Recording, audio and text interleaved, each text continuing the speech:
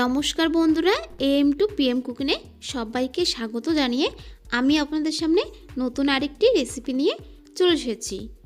আজকে আপনাদেরকে তৈরি করে দেখাবো একদম দোকানের মতো নিরামিষ আলুর চপ রেসিপি। বন্ধুরা, এই আলুর চপ রেসিপিটা সম্পূর্ণ নিরামিষ। আপনারা নিরামিষ দিলে বিকেলে চায়ের সঙ্গে কিংবা মুড়ির সঙ্গে এরকম গরম গরম চপ বানিয়ে খেতে পারবেন। দেখবেন খেতে কিন্তু অনেক ভালো লাগবে। আর আজকে আমি এই রেসিপির মাধ্যমেই আপনাদেরকে বলে দেব কি করলে চপ অনেকক্ষণ মুচমুচে থাকবে। তাই রেসিপিটা সম্পূর্ণ দেখবেন, কেটে কেটে দেখবেন না। কেটে কেটে দেখলে কিন্তু কিছু বুঝতে পারবেন না। চলুন বন্ধুরা, এবার রেসিপিটা শুরু করা যাক। আলুর চপ বানানোর জন্য এখানে আমি 200 গ্রাম বেসন নিয়ে নিয়েছি। এখন এই বেসনের মধ্যে দিয়ে দিলাম স্বাদ মতো লবণ। লবণ আপনাদের স্বাদ মতো নেবেন। দিয়ে দেব হাফ চামচ হলুদ গুঁড়ো, হাফ চামচ লাল লঙ্কার গুঁড়ো, ঝাল আপনাদের পছন্দ মতো দেবেন। সামান্য পরিমাণ বেকিং সোডা, এখানে কিন্তু বেকিং পাউডার ব্যবহার করতে যাবেন না, বেকিং সোডাই ব্যবহার করবেন। দিয়ে দেব 3 চামচ আতপ চালের গুঁড়ো।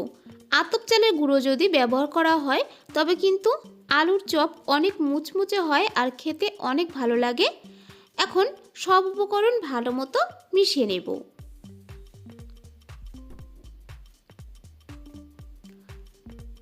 সব উপকরণ ভালো মতো মিশিয়ে নিয়েছি। এখন অল্প অল্প জল দিয়ে সব উপকরণ ভালো মতো মেখে নেব।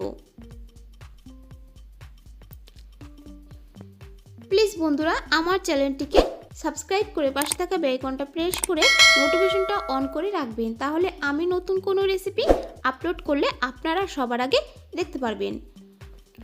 ব্যাটারটা ঠিক এইরকম ঘনত্ব হবে, এর থেকে কিন্তু বেশি ঘন করতে যাবেন না। এখন সব উপকরণ ভালো মতো এইভাবে ফেটিয়ে নেব। এটা কিন্তু যত ভালো ফেটানো হবে তত কিন্তু আলুর চপ ফুলবে আর মুচমুচে হবে। আমি প্রায় 5 মিনিট ধরে এইভাবে ভালো মতো ফেটিয়ে নিয়েছি। আর এই দেখুন বন্ধুরা, আমি হাত দিয়ে এইভাবে দেখিয়ে দিচ্ছি। এই দেখুন সঙ্গে সঙ্গে কিন্তু মিশে যাচ্ছে না, কিছুক্ষণ পরে কিন্তু মিশে। আঙুল দিয়েও কিন্তু আপনাদেরকে আমি দেখিয়ে দিচ্ছি। এই দেখুন বন্ধুরা, আঙুলে এইভাবে লেগে থাকবে ব্যাটারটা, তখনই বুঝে যাবেন ঠিকঠাক আলুর চপ বানানোর জন্য ব্যাটারটা রেডি হয়ে গেছে। এখন আমি এই ব্যাটার এক সাইডে রেখে দেব। এখানে আমি ওভেন জ্বালিয়ে ওভেন পুরো একটা ফ্রাই প্যান বসিয়ে দিয়েছি। ফ্রাই প্যানের মধ্যে দিয়ে দিলাম 2 শুকনো লঙ্কা, 10 থেকে 12টা গোলমরিচ, হাফ চামচ গোটা জিরা, হাফ চামচ গোটা ধনিয়া। সব উপকরণ গ্যাসের ওভেন মিডিয়ামে রেখে ভেজে নেব। মশলাগুলো ভাজা হয়ে গেছে আর সুন্দর একটা গন্ধ বেরিয়ে এসে। এখন আমি এই মশলাগুলো ওভেন থেকে নামিয়ে নিয়ে ঠান্ডা করে ভালো মতো ব্লেন্ডারের সাহায্যে গুঁড়ো করে নেব। এখানে ওভেন উপর আরেকটা কড়াই বসিয়ে দিয়েছি। কড়াই গরম হয়ে গেছে, কড়াইতে দিয়ে দেব সামান্য পরিমাণ সর্ষের তেল। তেল গরম হয়েছে, এখন এই তেলের মধ্যে দিয়ে দেব পরিমাণ মতো কাঁচা লঙ্কা কুচি, আদা কুচি। আদা আর কাঁচা লঙ্কা ভেজে নেব।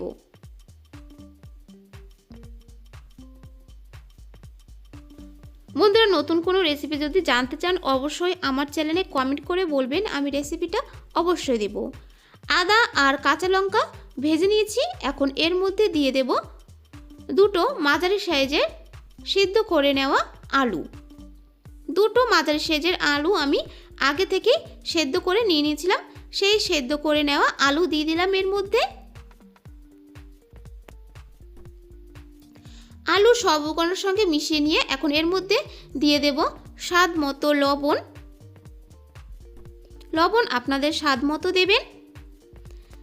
হাফ চামচের থেকেও কম হলুদ গুঁড়ো, হাফ চামচের থেকেও কম লঙ্কা গুঁড়ো। যেহেতু আমি কাঁচা লঙ্কা দিয়েছি ওর জন্য লঙ্কার পরিমাণটা একটু কমই দিতে হবে। 3 চামচ নারকেল কুড়ানো। তবে এই নারকেল কোড়ানো যদি আপনাদের হাতের কাছে না থাকে তাহলে আপনারা নাও দিতে পারেন। দিয়ে দেব ভেজে নেওয়া চীনাবাদাম ভেজে নিয়ে খোসা ছাড়িয়ে নিয়ে নিয়েছি। সেই খোসা ছাড়িয়ে নেওয়া চীনাবাদাম দিয়ে দিলাম এর মধ্যে। এখন সব উপকরণ গ্যাসের ওভেন মিডিয়ামে নিয়ে ভালো মতো এইভাবে নাড়াচাড়া করে কষিয়ে নেব।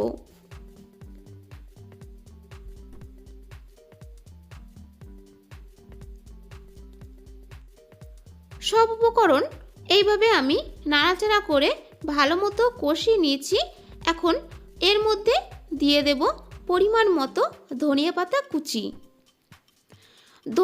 কুচি সব উপকরণের সঙ্গে ভালো মতো মিশিয়ে নেব। ধনিয়া পাতা কুচি সব উপকরণের সঙ্গে মিশিয়ে নিয়ে প্রায় 1 মিনিট এইভাবে নাড়াচাড়া করে নিয়েছি। এটা প্রায় আমার হয়ে এসে দেখুন বন্ধুরা এরকম শুকনো শুকনো হবে। এখন আমি এর মধ্যে দিয়ে দেব প্রথমে যে আমি মশলা ভেজে নিয়েছিলাম সেই মশলা ঠান্ডা হয়ে গেছে, সেটা আমি ব্লেন্ডারের সাহায্যে ভালো মতো গুঁড়ো করে নিয়েছি। সেই ভেজে নেওয়া মশলা আমি দিয়ে দিলাম এর মধ্যে। মশলা সব উপকরণের সঙ্গে মিশিয়ে নিয়ে 1 মিনিট এইভাবে নাড়াচাড়া করে নেব। মশলা সব উপকরণের সঙ্গে মিশিয়ে নিয়ে 1 মিনিট নাড়াচাড়া করে নিয়েছি। আলুর পুরটা রেডি হয়ে গেছে। এখন ওভেন থেকে নামিয়ে একটা পাত্রে রেখে দেব। আলুর পুর ঠান্ডা হয়ে গেছে। এখন আমি আলুর পুর থেকে এইভাবে অল্প অল্প আলুর পুর নিয়ে চপ শেপ করে নেব। দেখুন বন্ধুরা এরকম প্রথমে হাতে একটু আলুর পুর নিলাম, নিয়ে গোল করে নিয়ে এইভাবে চেপে একটু চ্যাপটা করে নিলাম। চ্যাপটা করে চারধার এইভাবে ভালো মতো আঙ্গুল দিয়ে সমান করে নিতে হবে।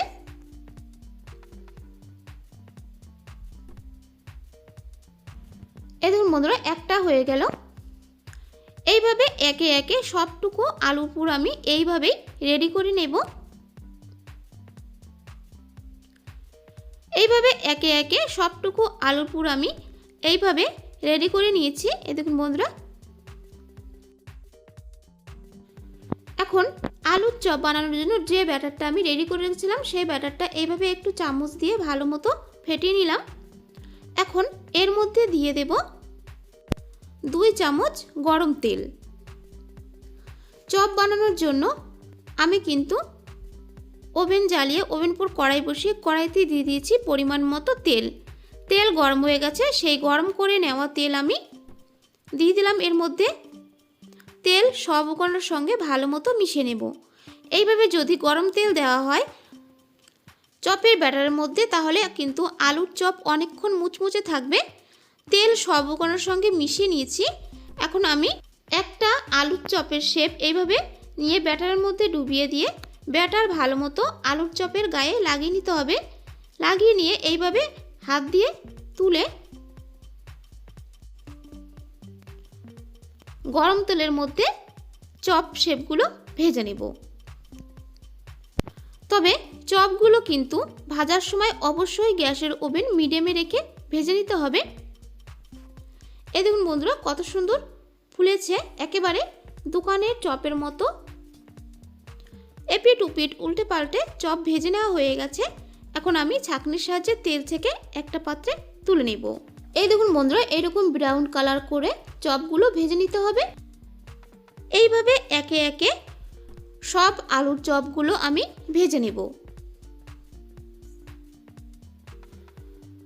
বন্ধুরা এইরকম চপ বানিয়ে আপনারা অবশ্যই বাড়িতে একবার হলেও খেয়ে দেখবেন, খেতে কিন্তু অনেক ভালো লাগে। এই আলুর চপগুলো দেখতে যেমন সুন্দর হয়েছে আর মুচমুচে হয়েছে। দেখুন বন্ধুরা আমি আঙ্গুল দিয়ে আপনাদেরকে দেখিয়ে দিচ্ছি। দেখুন কত খাস্তা হয়েছে, ভেতরে কিন্তু একটু কাঁচা নেই। দেখুন বন্ধুরা একদম দোকানের মতো নিরামিষ আলুর চপ রেসিপি একদম তৈরি হয়ে গেছে। বন্ধুরা রেসিপিটা কেমন লাগলো অবশ্যই আমার চ্যানেলে কমেন্ট করে বলবেন, আর লাইক শেয়ার করতে একদম ভুলবেন না। বন্ধুদেরকে সম্পূর্ণ রেসিপিটা দেখার জন্য অনেক অনেক ধন্যবাদ। আজ তাহলে এই পর্যন্তই। আবারও কোনো নতুন রেসিপি নিয়ে আপনাদের সামনে চলে আসব। আপনারা ভালো থাকবেন, সুস্থ থাকবেন।